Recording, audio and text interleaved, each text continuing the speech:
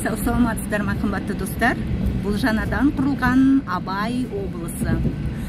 Көгін әдемі ақ бұлттар торлаған әдемі Абай облысының мынау кең байтақ қазақ даласы. Қазақ даласының қай жерін қарасанда қазақ баласына өз ауылы, өз жері. Жаңадан құрылған Абай облысында кең қазақтың кең даласына қарап, әдемілігіне қарап, қуана, көзіміз жайнап, жадырап, әдемілене жатқан қазақтың кең даласына қуана қараймыз. Осындай кең даланы алып қалған батырларымызға мында бір рахмет айтамыз. Қандай керемет! Жазығы бар, ойпаты бар, тауы бар, көлі бар, өзені бар.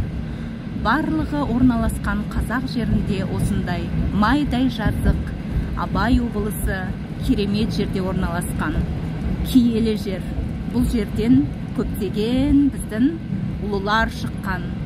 Қандай керемет деуге болады.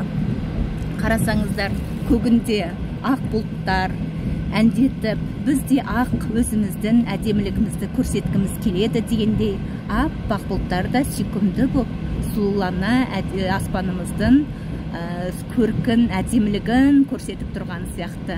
Аспанымызды қарасақ, біздің көк байрағымыздың түріндей әдемілене, көгілдір болып, біздің әдемілікті көрсетеді. Міне бұл қазақтың кең даласы Абай облысы.